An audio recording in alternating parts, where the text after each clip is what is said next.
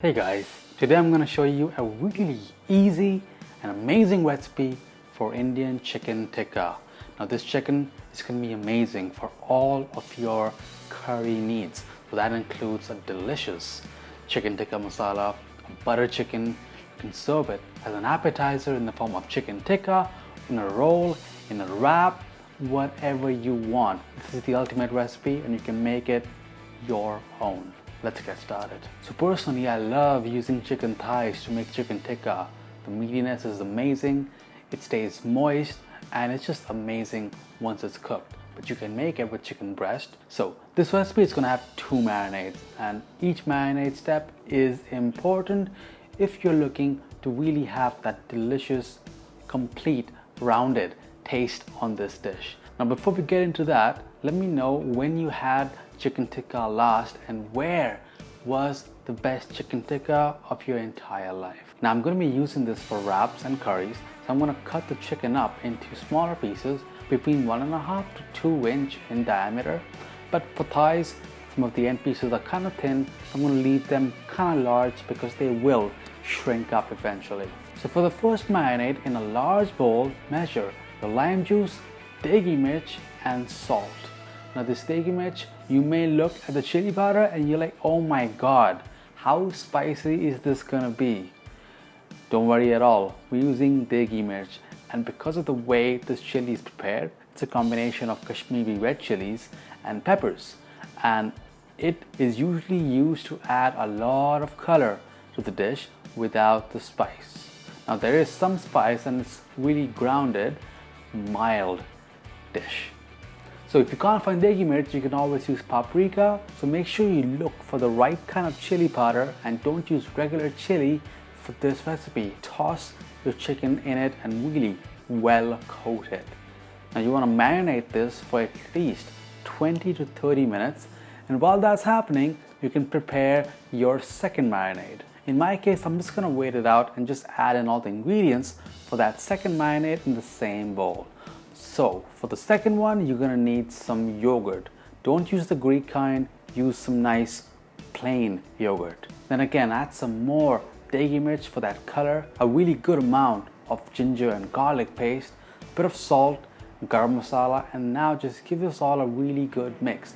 You're gonna notice we are not using food color at all. I'm strictly against it, so use the natural thing if you can. And this already looks so good, a nice orangish red. Looks incredible, it's gonna smell incredible. Don't eat it yet, cover it with plastic wrap and set this in the fridge. Now you can let this marinate for as long as you want. I'm gonna do it for about an hour, but you can do it overnight, the more the better. Now the cooking process for this dish is incredibly easy. So once you're ready to cook it, turn your oven to 400 just to preheat it. And then, while that's preheating, you can start arranging your baking sheet for the chicken. So here I have a wire rack which I've placed over my baking sheet. I'm going to arrange my chicken on top of that wire rack. Space it out so that each piece of chicken can be evenly heated and nothing is kind of covered, and then pour in a bit of water into that baking sheet. Now we're doing that because of how we'll be cooking this chicken. Now we'll be trying to replicate the hot tandoor oven in our regular home ovens. And the only way we can do that is by cooking that chicken in full broil mode. So we're gonna cook the chicken on the top or the second highest rack of your oven. So go ahead and adjust that if you need to, and then place your chicken right in to that oven. And we need that water in there just to make sure that the chicken stays moist. And because it's gonna be under that broiler, it's gonna be cooking really rapidly. So you don't wanna damage your pan, so that water is going to evaporate and it's going to keep that pan safe.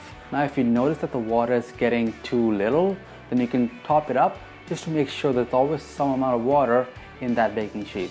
Now this won't take long at all.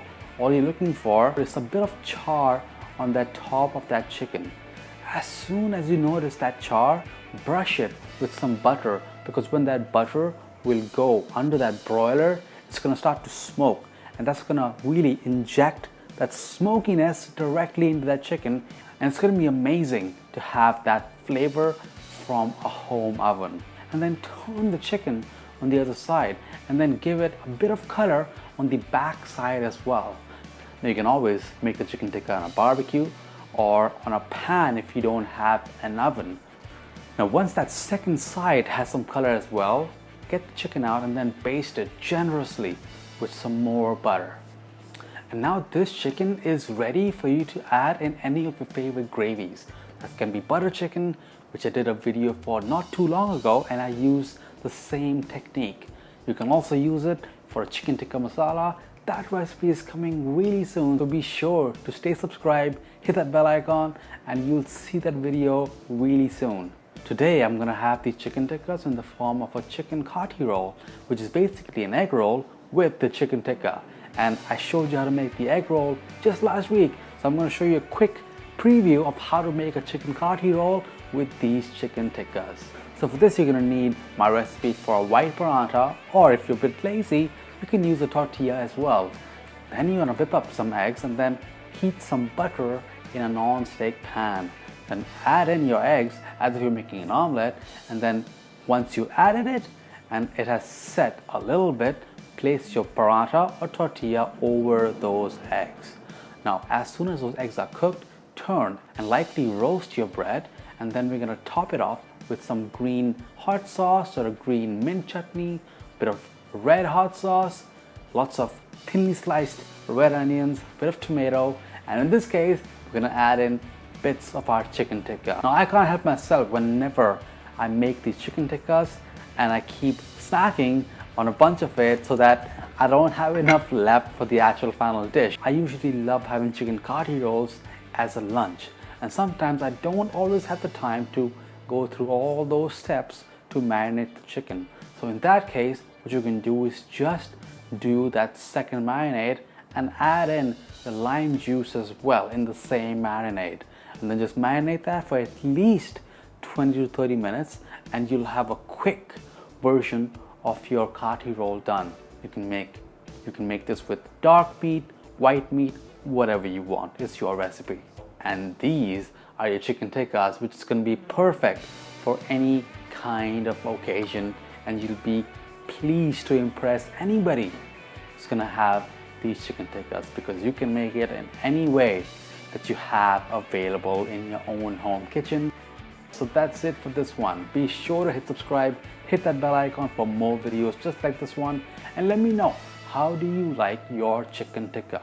What's your favorite way to enjoy it, or do you just enjoy it plain? Leave your thoughts in the comments down below, and I'll see you on the next one. Bye guys.